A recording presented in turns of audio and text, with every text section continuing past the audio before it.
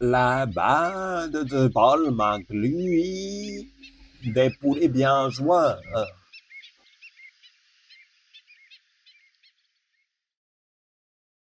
Sur une colline, il y avait des fours, tout plein de fours dispersés de ci de là, tout au-dessus de la colline.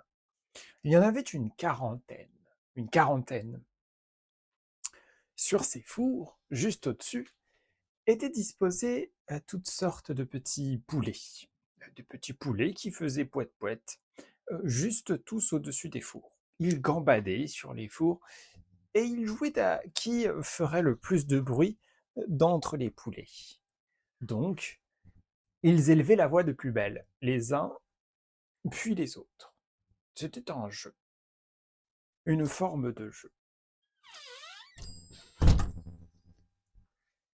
Alors ils faisaient poète-poète, poète-poète, poète-poète, poète-poète, poète, poète, poète, poète, poète, poète, poète, poète, poète, poète, poète, poète, poète, poète. Mais le grand gaillard qui se trouvait là, le garde forestier, n'en pouvait plus.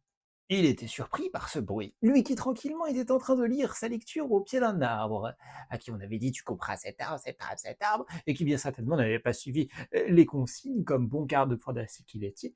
Et c'était d'ailleurs son métier de dire quel arbre couper, alors quand on lui avait dit tu dois couper cet arbre, cet arbre, cet arbre, il a dit non, ce n'est pas le cas, je ne dois pas couper cet arbre, cet arbre, cet arbre. Tous les arbres sont en bonne santé, tout va bien. On lui avait dit ah oui, bon bah d'accord, bah du coup tu ne dois découper aucun arbre. Ben voilà, le garde forestier décide de tout. S'il veut ne couper aucun arbre, il ne coupe aucun arbre. Bon, il lisait tranquillement. Il avait été fortement dérangé. Pouet, pouet, pouet, pouet, pouet.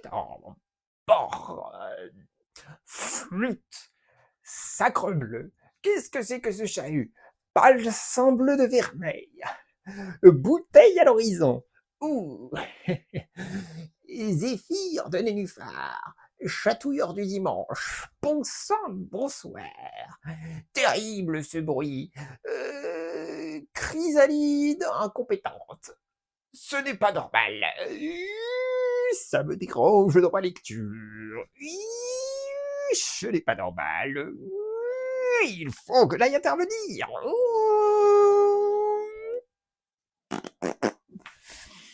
Le garde forestier se leva, s'enfuit vers l'endroit où se trouvaient tous les fours, sur la colline. Car c'était de là que venait ce bruit qui le dérangeait fortement, avec force. Je dirais même plus, avec puissance. Peu, peu, peu, il arrivait de ses gros pieds, car ce n'est pas parce qu'il ne coupait pas d'arbres qu'il n'était pas gros et grand, et capable de couper les arbres donc.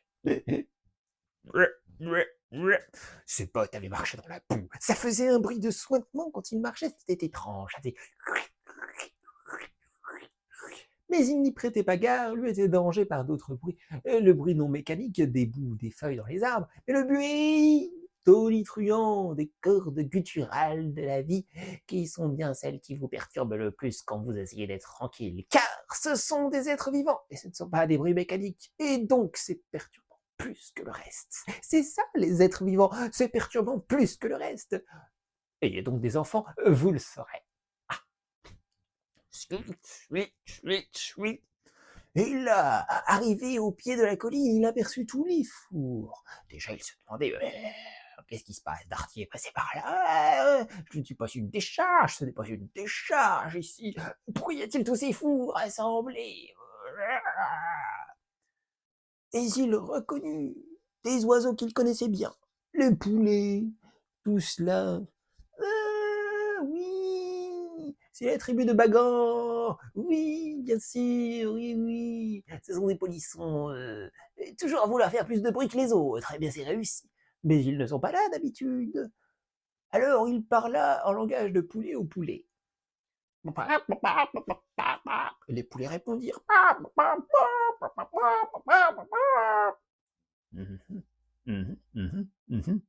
Il apprit les choses.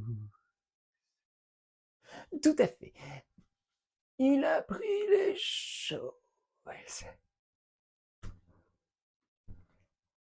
Les poulets s'étaient fait capturer par un vendeur de chair. Mais il était seul à les avoir capturés. Il était parti avec tout le troupeau qu'il avait capturé, tandis que les poulets dormaient, il les avait pris pendant la nuit. Ils étaient partis, mais les poulets étaient nombreux, et étaient soudés et très unis. Alors, quand ils revinrent à eux, il n'était encore que le seul, la personne qui les avait capturés. Il n'était encore que tout seul. Il n'était pas encore arrivé au lieu de destination. Il y aurait eu plus de personnes, et où il n'aurait plus rien faire. Alors, comme ils étaient unis, ils arrivèrent à trouver une façon de s'en sortir. Oui, tous ensemble, avec férocité, ils coquetaient, ils rioquetèrent, et l'homme qui tenait le véhicule et qui les gardait eut tellement de sambossereaux de balbouri qu'il tomba dans les pommes et laissa choir le véhicule qui se tenait là. Oh, il se trouvait que sur ce véhicule, il y avait les poulets, mais il y avait également une livraison de beaucoup de fours. Cela amusait fort, fort les poulets. Ils aimaient bien ce côté carré, plat, froid, détonnant de la nature, un objet d'amusement en quelque sorte. Ces poulets avaient beaucoup d'amis, parmi d'autres êtres humains de l'endroit des Balkans.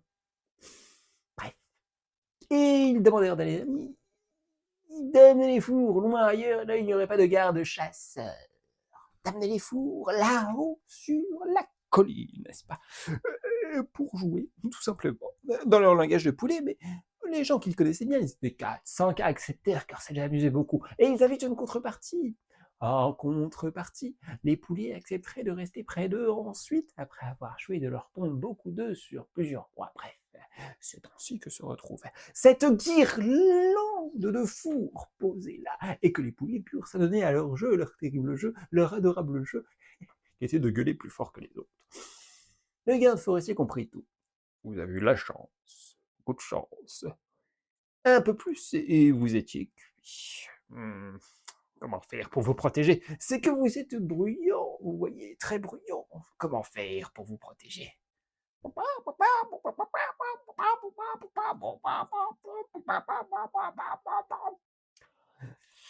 Si je mets un bruit plus fort que le vôtre, les gens seront encore plus attirés, car ils entendront un bruit encore plus fort. Ne voulez pas juste vous taire? Ne voulez-vous pas juste vous taire? Ayez des jeux discrets, prudents. Bon, d'accord. Juste pour cette fois. Mais après, il faut que vous me promettiez d'être discret. Pour longtemps. Pour être tranquille dans votre vie. Le monde n'est pas sûr. Les gens sont terribles. Vous n'avez pas idée. Terrible. Vous n'imaginez même pas. Terrible. Oh, si vous saviez comme ils sont terribles. Si vous saviez.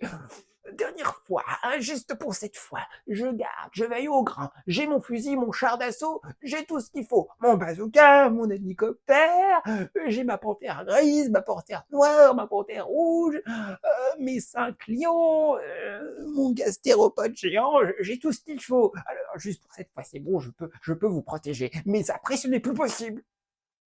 Alors juste pour cette fois, et ensuite vous vous calmez. Les poulets promirent. De toute façon, ils avaient également promis qu'ils pondraient après leur jeu, n'est-ce pas?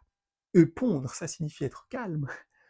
On ne fait pas de ponte si on est bruyant et agité, comme des foufis, fou. Voilà.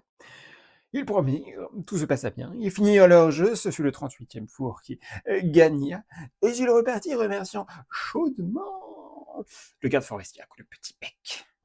Il rangea son matériel, rentra chez lui, et se dit à lui-même: oui, tous les êtres ont bien besoin de jouer un jour, même si ce n'est pas prudent. On ne peut pas empêcher la vie. On ne peut pas empêcher la vie de s'amuser. Elle le fera toujours, en temps de paix, en temps de guerre. Parmi les plus grandes beautés, les pires horreurs, il y aura forcément un moment dans la vie où celle-ci voudra jouer.